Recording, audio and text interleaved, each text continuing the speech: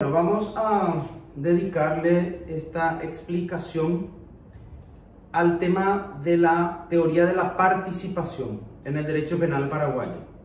Cuando hablamos de participantes de un hecho punible, nos referimos a todas las personas que intervienen en ese hecho, en la comisión de ese hecho principalmente, y en algunos casos también en la preparación. Son pocos los casos que castigan la preparación de un delito, pero los hay. Pero nosotros nos vamos a ocupar de los clásicos para poder entender mejor las bases de la teoría de la participación. Decíamos que nos referimos a todos los que intervienen, y entonces tenemos que dividir entre autores y partícipes, como dice el Código Penal. ¿Por qué señalo esto? Porque los autores son los participantes principales. Se llaman así porque son los que realizan la conducta prohibida o dejan de realizar la ordenada cuando se trata de una omisión. Sin ellos, el hecho no existiría. Por eso se denomina participación principal. Y en cambio, los participantes accesorios, que son los instigadores y los cómplices, de los cuales nos ocuparemos en una próxima grabación, son personas que pueden llegar a estar presentes en un hecho, pero puede que no. Su intervención no hace al hecho en sí mismo. Su intervención puede contribuir a la determinación del autor, como lo hace el instigador, o pueden contribuir ayudando a la realización del hecho, pero no son participantes principales, porque los principales, como decíamos, están a este lado, y esos son los autores. Autores en esta línea de pensamiento y en la del código son aquellos que tienen dominio del hecho. O algunos dirán, bueno, pero ¿y por qué decimos que tiene que ver con el dominio? Y porque vamos a ver un poquito más adelante que cuando hablamos de la coautoría, por ejemplo, se hace mención específica a que ambos comparten la realización del hecho. Eso se trata del dominio. El dominio es la capacidad de una persona de realizar el hecho, de consumarlo y por lo tanto de tener la capacidad de no avanzar una vez que inició el hecho, o detenerse cuando lo quiera hacer, o de desistir, como se habla en el caso de tentativa. Entonces, lo que distingue a estos participantes principales, autores, de estos accesorios, es que estos que están en este lugar, los autores, son los que tienen dominio en la realización del hecho. Mientras estos no tienen dominio en la realización del hecho, tienen dominio de acción propia, pero no en la ejecución del hecho. Los únicos que pueden realizar la acción de matar o realizar la conducta omisiva de no ayudar son aquellos que tienen dominio sobre esas conductas, son los autores. Entonces, yendo ahora sí más específicamente al área de la participación principal, tenemos que en el artículo 29 se definen las diferentes clases de participación. Y ahí tenemos en el inciso primero a la autoría simple. Una sola persona realiza la acción, tiene dominio sobre esa conducta. Y dentro de la autoría simple, donde interviene una sola persona, hay dos opciones en el inciso primero. En una parte, el Código Penal dice, realiza el hecho por sí.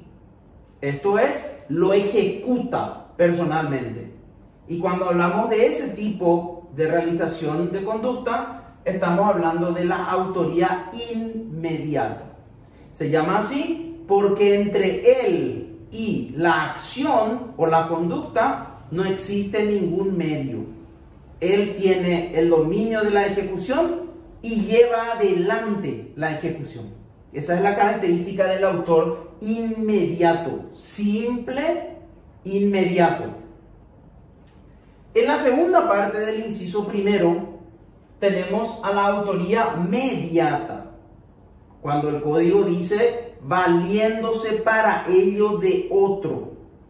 Es decir, hay un medio empleado por el autor, quien es el que domina la acción, aunque él no la realiza. Y ahí aparece la figura del hombre instrumento.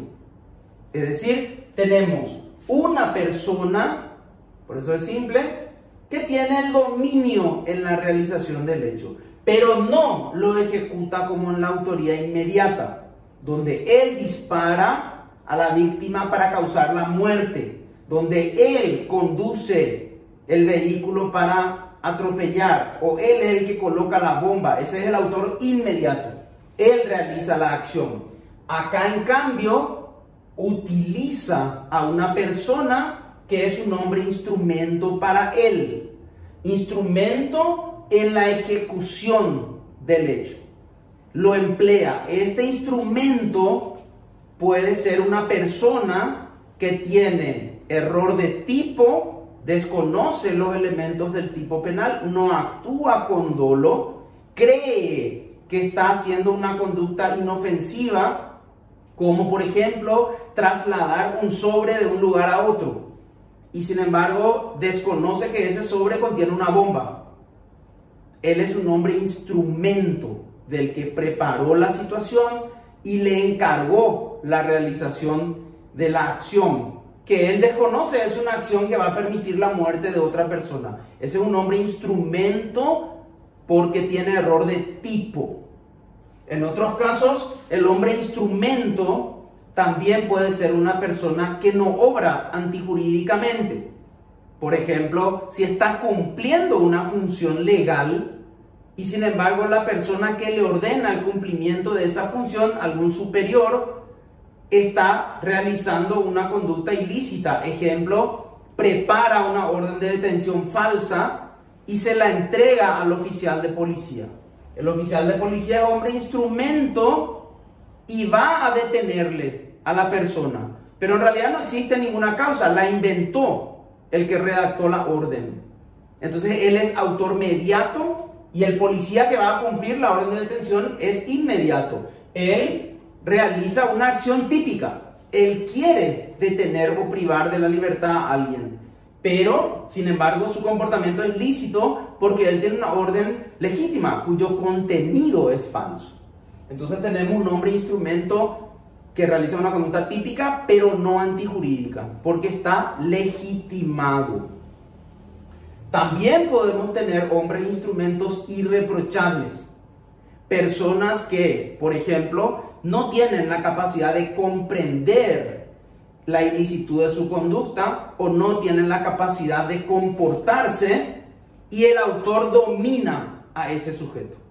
Y entonces lo que él le dice va a hacer, ¿sí? Son situaciones en las cuales el hombre instrumento tiene una dependencia del autor mediato porque es quien le cuida, porque es su padre, su madre, o es alguien que le controla debido a su incapacidad de hecho.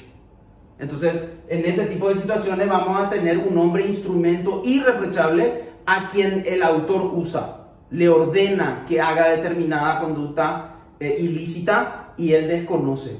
Él va a ser hombre instrumento, pero no va a tener responsabilidad. Y esto vale para todos los que están en esta parte y son utilizados, sea para el que actúa con error de tipo, sea para el que desconoce la ilegitimidad de su conducta, sea para el que es irreprochable.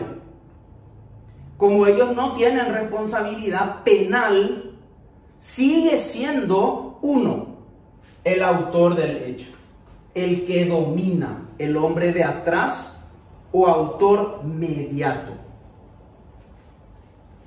Y les decía, tenemos también el Código Penal, pero en el inciso 2, lo que se conoce como autoría compartida o coautoría. En este tipo de situaciones, nosotros tenemos al menos 2 personas que, primer requisito, se ponen de acuerdo en la realización del hecho, en realizar el hecho.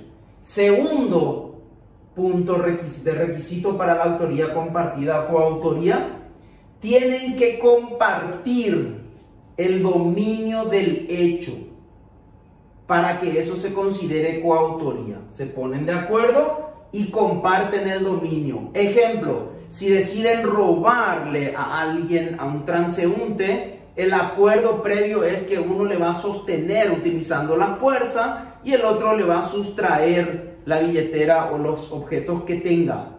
Como nosotros sabemos, el robo es el hurto con violencia y una de esas formas de violencia es la fuerza. Entonces acá lo que tenemos es una conducta de robo cometida por 2 personas, pero no individualmente, sino que de acuerdo al plan actuaron de manera compartida, acordaron previamente, se distribuyeron la tarea y ejecutaron la tarea.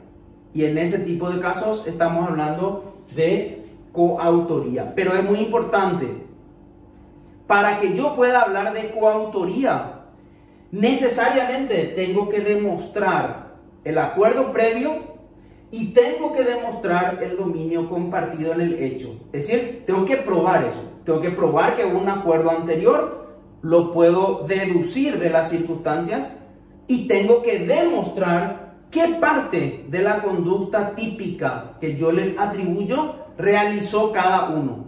Y ahí tendré coautoría. ¿Sí? También de esto nos vamos a ocupar en otro momento porque amerita un video aparte. El video en este caso solamente tiene por objetivo mostrar el total de los niveles de participación. Yendo al otro lado, decíamos, esta es la participación accesoria. Esto significa puede estar presente o no, no es imprescindible que esté presente en un hecho. Y la figura de la instigación es una de ellas.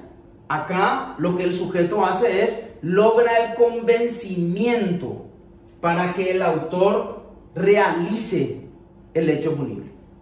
Él le determina al autor. Él no realiza la acción. Él lo que hace es convencerle. No es una simple sugerencia la del instigador. Es una conducta decisiva para que el autor pueda cometer el hecho. Ahí recién tenemos un instigador. Y el cómplice es aquel que ayuda en la realización del hecho, colabora. La ley no dice el grado ni el nivel de ayuda, no dice que tenga que ser relevante, no dice que tenga que ser mucha o poca, simplemente dice el que ayuda a otro. Entonces puede prestarle el arma, puede prestarle el vehículo, puede indicarle dónde vive la víctima. Esas son conductas de ayuda en la realización del hecho, no forman parte de la participación principal. Y un detalle importante, estas 2 formas de participación, la instigación y la complicidad, en cuanto al aspecto subjetivo, requieren siempre de dolo. No puede haber un comportamiento de instigación o de complicidad que sea culposo, ¿sí? La figura es siempre dolosa o tiene que ser dolosa para que caiga en estas formas de participación. Por eso incluso los 2 artículos refieren en la ayuda en la realización de un hecho antijurídico doloso. De esta manera tenemos todas las formas de participación del sistema penal paraguayo y es importante siempre en el análisis, cuando tengo varios participantes, tratar de identificar primero a quién es el autor o quiénes son los autores y después ocuparme de la participación accesoria, porque para mí lo más importante es definir si el hecho punible existió y quién es el responsable. Luego le agrego, si es que existen otras personas más, el nivel de participación accesoria. De esto se trata básicamente a grandes rasgos. Luego entraremos en su momento a trabajar específicamente con ejemplos de autoría mediata, con ejemplos de coautoría y con un poco más de detalle en la participación accesoria.